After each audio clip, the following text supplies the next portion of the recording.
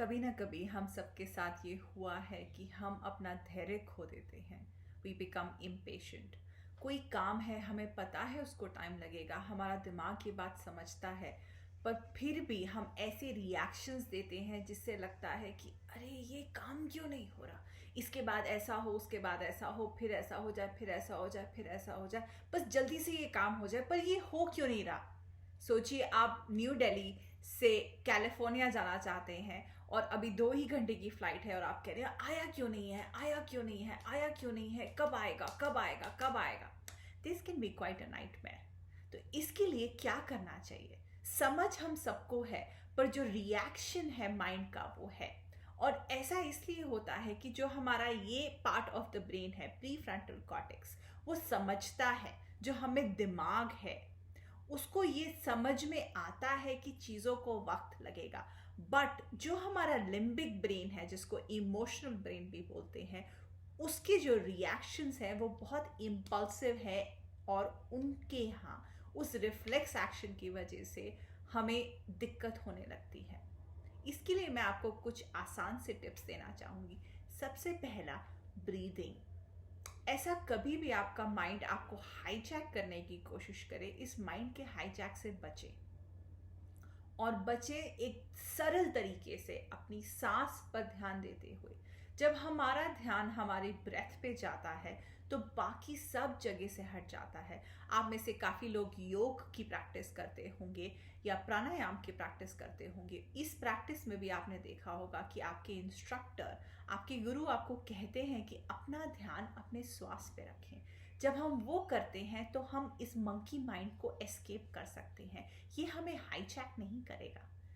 Number 2, remember कि आप अपने माइंड को ट्रिक कर सकते हैं। माइंड एक स्टोरी बिल्डअप कर रहा है, उसके बाद ऐसे होगा, फिर ऐसे होगा, ये काम होगा, ऐसे होगा, ओहो ये हो क्यों नहीं रहा, मुझे अच्छा नहीं लग रहा, मुझे समझ में नहीं आ रहा क्या हो रहा है। वो एक अपनी स्टोरी बिल्ड करता जा रहा है।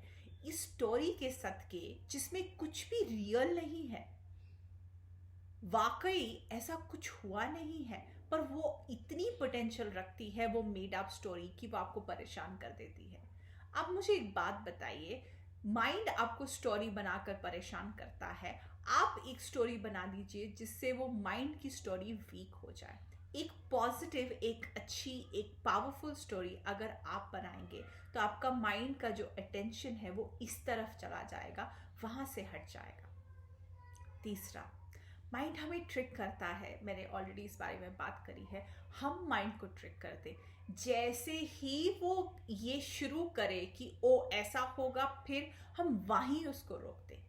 आप सोचिए, आप किसी दिन बहुत ही अच्छे मूड में हैं और कोई आके आपको कहता है कि मुझे बिल्कुल अच्छा नहीं लगा तुमने मेरे साथ उस दिन ऐसा किया। आप उसको कहते हैं चल छोड़ ना, जाने दे, चला समोसे खाएं और चाय पी के आएं। क्योंकि आपका मूड आज अच्छा है, आप नहीं चाह रहे आपका मूड खराब हो। आप गाड़ी में जा रहे हैं, अच्छा म्यूजिक चल रहा है, एकदम आपका फेवरेट गाना पॉप अप होता है, प्ले होने लगता है, और उसी समय पीछे से आके कोई गाड़ी को हल्का सा ब्रश कर जाता है।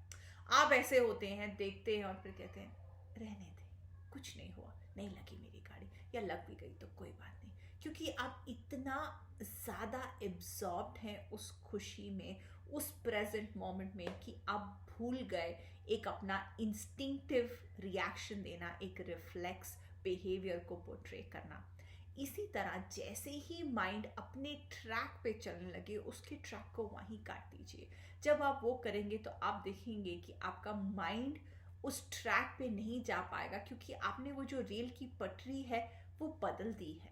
और उस रेल की पटरी को बदलते ही एक नया गियर लगता है और एक नए तरीके से एक नई शुरुआत होती है, जो एक्चुअली एक कंटिन्यूएशन में है।